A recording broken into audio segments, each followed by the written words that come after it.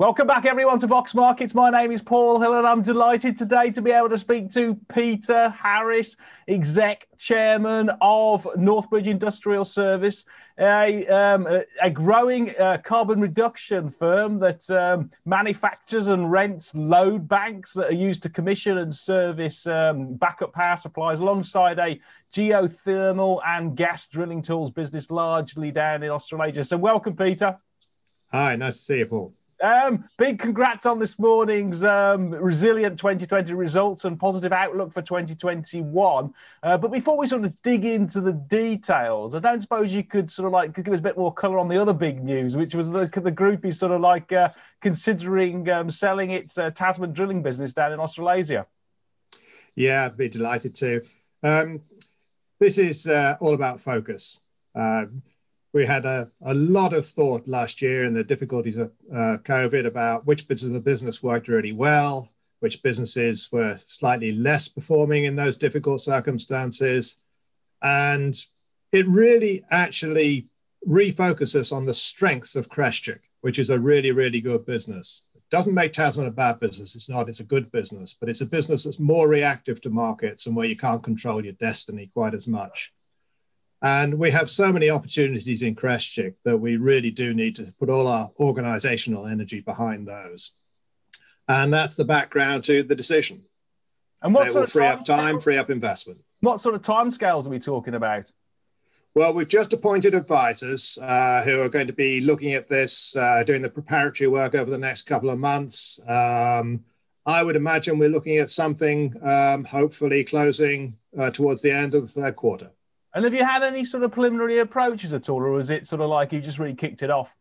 No, we've had a couple of expressions of interest, only provisional, but enough to say that people are starting to look at this market now and looking at buying assets into the upturn, which everyone's expecting to see. Yeah, I saw, I think I read somewhere, it was in the, it was actually in the New Zealand press or something. They're just doing a big geothermal project in the North Island. It's about a $400 million sort of like long-term scheme, I think, which is just sort of kicking off. I think it was a contact energy or something like that. I mean, things like that, presumably, which is green, is only going to help companies, presumably, like Tasman.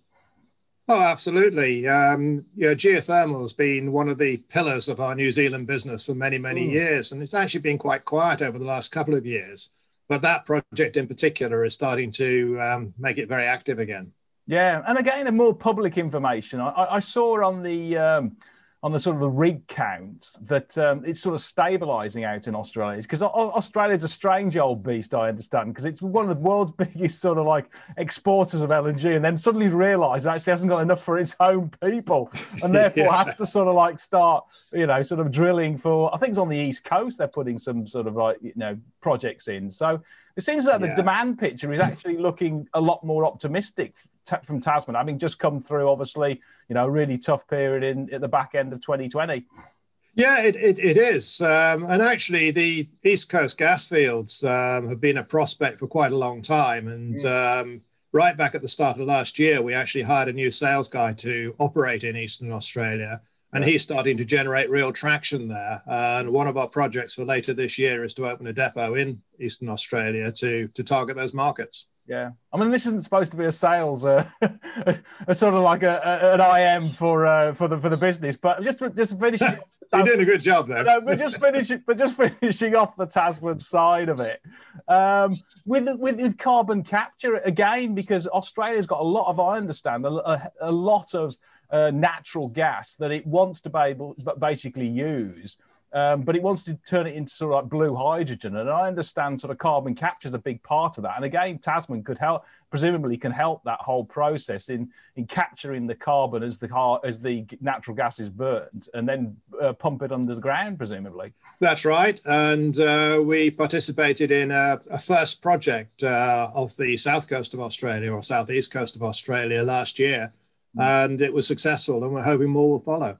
Okay, well, best of luck on the old disposal process then in the next 3 months. But I guess you'll keep it anyway if you don't get the right price, I imagine. Oh, it's a good business. Yeah, exactly, yeah. And so let's just assume it all goes through, and then we're 100% sort of Crestchic, which is your load banks. Can you just remind investors what a load bank does in sort of like a real life example? I know it services or it used for selling to data centers and hospitals and stuff like that. Yeah, I mean, lots of critical industries that depend on reliable power infrastructure obviously have backup power just in case of a grid failure. And the examples you've given are absolutely in line with that. I mean, a hospital, that is mission critical if the electricity goes down. A lot of our work has been in financial services in the city, you know, if the trading desk goes down. And everyone thinks, oh, backup power supply, that's just a generator in the basement. But actually, it's a bit more complicated than that because the electrical demands of these businesses are pretty complex. You know, everything from the trading floor in the bank or the operating theater in a hospital, but their lifts, their admin systems, their lighting, their heating, and the demand fluctuates and varies through the day as different calls on activity happen. And what we have is a system that can take the power from the backup generator and simulate the minute by minute, hour by hour, day by day patterns of activity in the business and check not just that the generator lights up and starts, but actually it can take the load as load goes up and down and fully functionally operate until the backup system is no longer required. Yeah. Because you never know what time of day the power's going to go down. So you have to be prepared for any particular aspect of the demand pattern. Yeah, I mean, we had a good test, didn't we, in Texas and in February when they had the deep freeze because effectively the whole state went down. And investors might be aware that it's one of the digital sort of capitals of the world, Austin and Dallas and places like that. So if you get a power outage and your backup power system doesn't work because it hasn't been tested by a load bank, I guess it's quite serious. It is quite serious. And also you're touching on another area that we're doing increasing amounts of work, which is grid resilience. And Texas had its big freeze. California had its wildlife fires. Yeah. These really put enormous stress on the grids. And we've been supplying a lot of equipment in to test and maintain those networks. Yeah. And then just with the sort of the growth drivers of that whole sort of like network stability, I mean, I think I've read sort of statistics that the UK at certain times of the year is now sort of like 50% green. And when you're putting wind and particularly offshore wind, which is unreliable, I mean, who knows when the wind is actually going to blow. I mean, that presumably stretches the national grid such that becomes a bit less reliable than base load of sort of like, you know, natural gas, etc. burning. And therefore, again, more businesses are going to need backup power supplies, aren't they, to be tested? Because if the reliability of the grid is less than it has been in the past, presumably that's another growth opportunity for a load bank. Yeah, it is. And you hit the sort of nail on the head with this. I mean, renewable power by its nature is fluctuating. You don't get a lot of solar power overnight. You don't get wind power when the wind doesn't blow.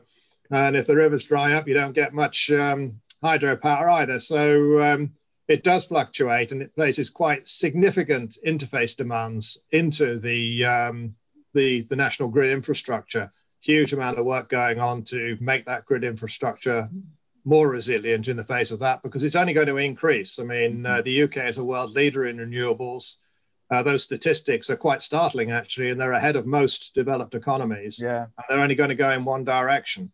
Yeah, our products are used to test in that environment. And what I read one of your sort of last 3 years on the RNSs, and every single year it's had one consistent theme: record order book, record closing order book for your manufacturing. And they seem to be going into data centers. Can you just quickly sort of like give us a bit of color on?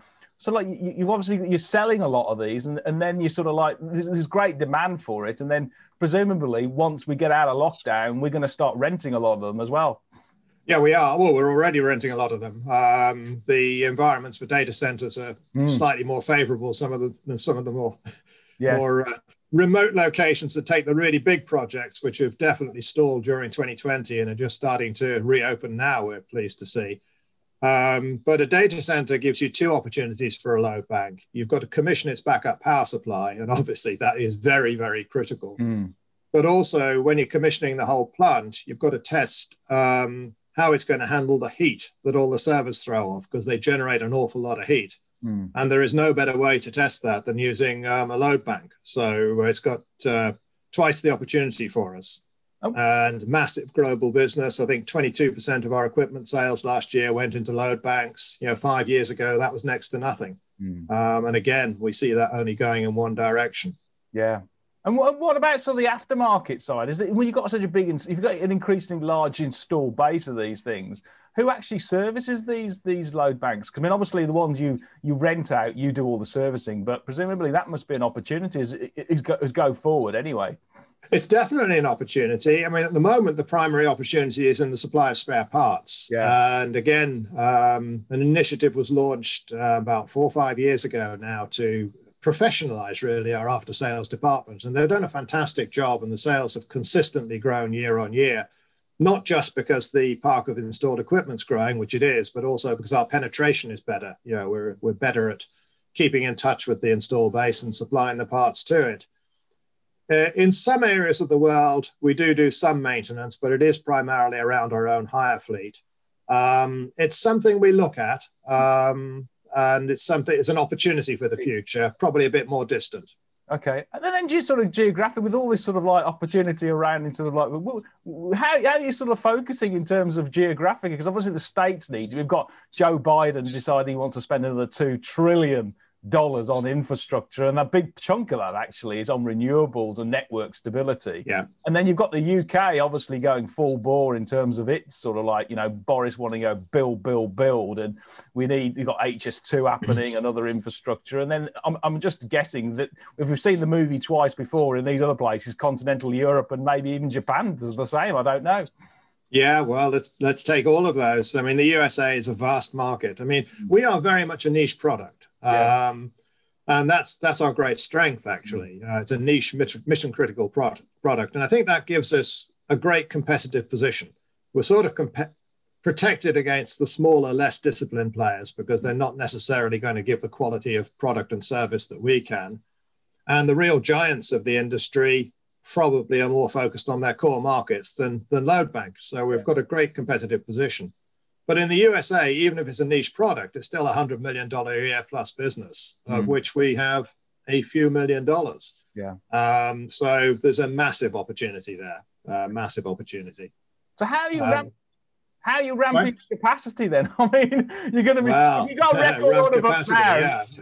Yeah, we've got an issue, of course, in that we've owned the business 15 odd years now, and we've expanded the original factory. We've added a new building, primarily for rental, but also to free up space in the original factory. So we've doubled the capacity from where it was when we bought it, and we're now out again. We're absolutely maxed out. So we're doing everything we can to cannibalize space in the rental facilities as an interim measure, and the operations team doing a fantastic job on that. But we've had a planning application in for some months now, a bit slowed down by COVID, as many things are, but we're hoping literally within days to have the news that that's approved. And at that stage, we can get the detailed drawings for a new factory expansion underway, and we're hoping that that will be up and running early next year. And as you know, we have the land available. We bought additional land alongside the second new factory building. So the site's ready to accommodate it, and that will add about 50% to our production capacity. Right. Well, I mean, hey, if you're an ESG type of business, then you should be able to get the green light, shouldn't you? So, yeah, well, it's exactly that. And also, of course, it's local employment. It's a lot of good things. So we run apprenticeship schemes. So, we're attractive person to say yes to, I think. Yeah. And how much sort of investment will you need there? Because if you own the land and you're putting up a sort of a shed and a factory, what sort of like capex are you looking at? Well, we've got a round figure of £2 million at the moment, which is probably about right. I don't want to commit too much because we haven't got the full drawings yet, and we haven't fully specified all the plant. There's quite sophisticated craneage that goes into these things. I mean, our larger products can weigh up to 40 tons, so they take some lifting. But that's the order of magnitude we're looking at, and I think that's what most people are factoring into their projections. Yeah, and then just sort of quickly going through sort of the results for just sort of the highlights of the 2020. I mean, it was miraculous to a certain extent. You only get a pandemic once every 100 years, and your turnover Well, I hope so.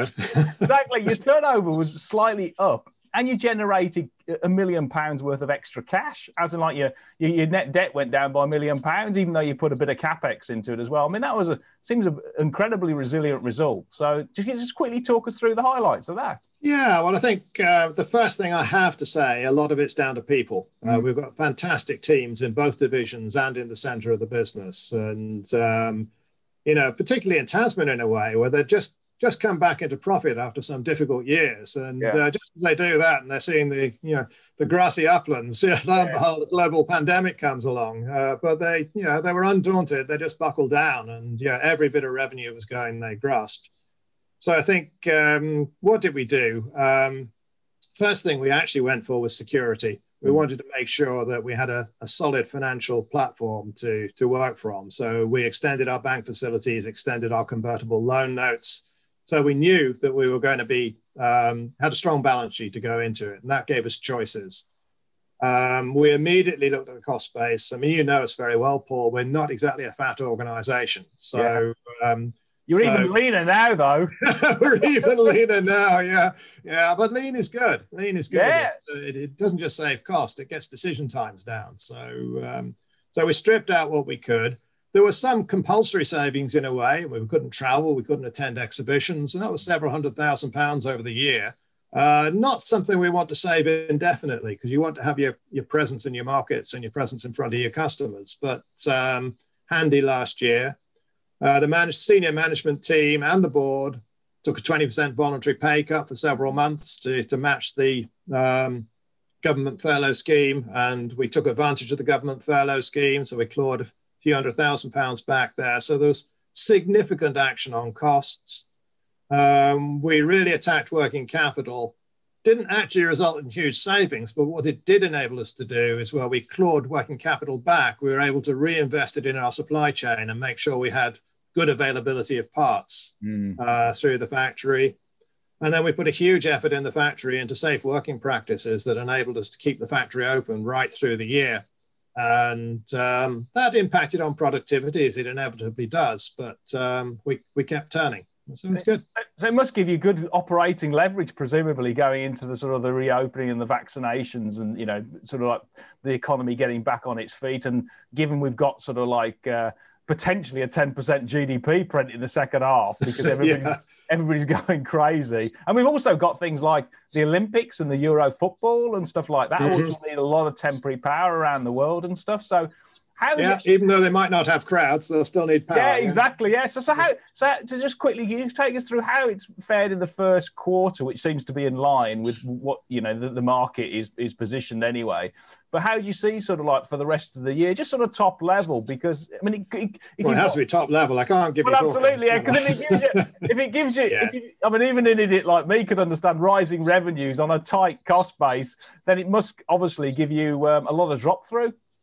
I would hope so. I mean, the first quarter, it's in line with expectations. And even though the pandemic, it's not over, we're not counting our chickens on this.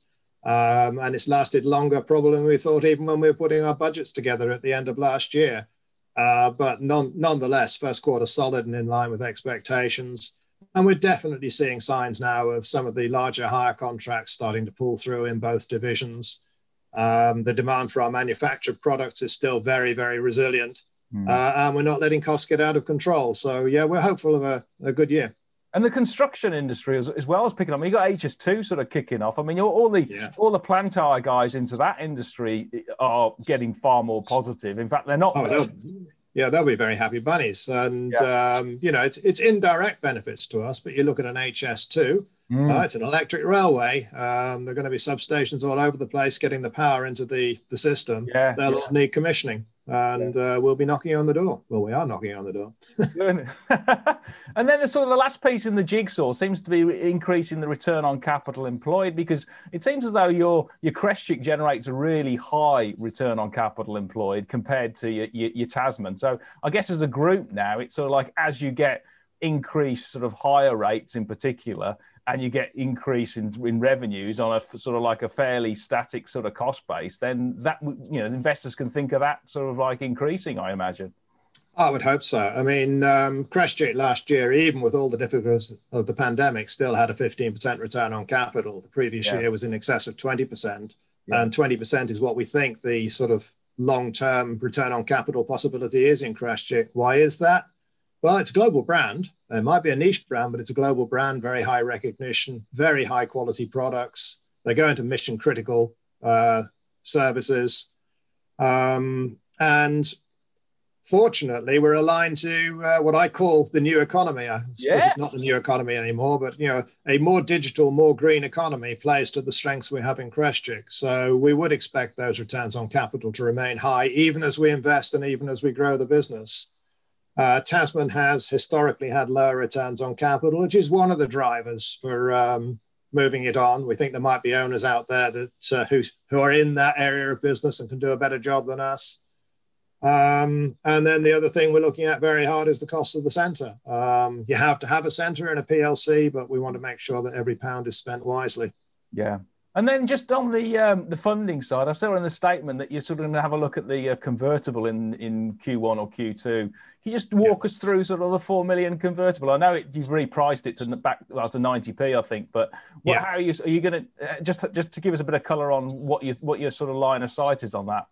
Yeah, well, the convertible, it's a 4 million loan. It's got a coupon of 8%. That coupon goes to 10% on July 1. So it's quite expensive money.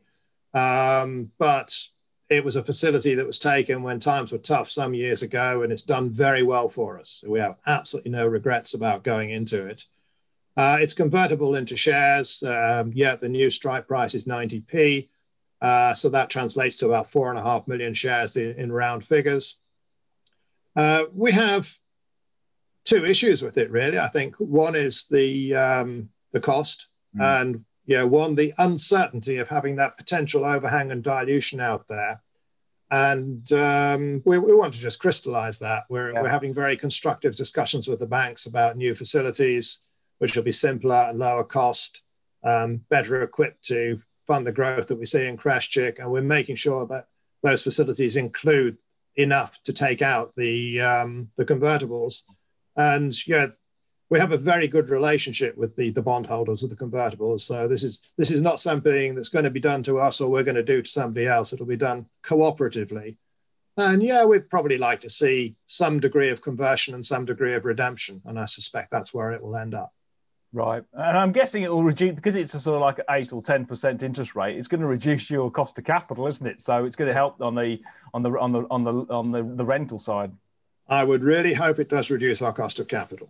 Okay, good. And then sort of like longer term then, I mean, nobody's going to hold you to this sort of stuff, but how would you see sort of like, Crestchic, if we can get the capacity increases, and they'll come through probably in 2022 in terms of really sort of scaling up the business, what sort of like organic growth rates are you looking at? Because, I mean, it's every single year, it seems as though if you've got a record low, order book and your pent up demand, and these large infrastructure projects are actually only scaling up, then frankly, you're going to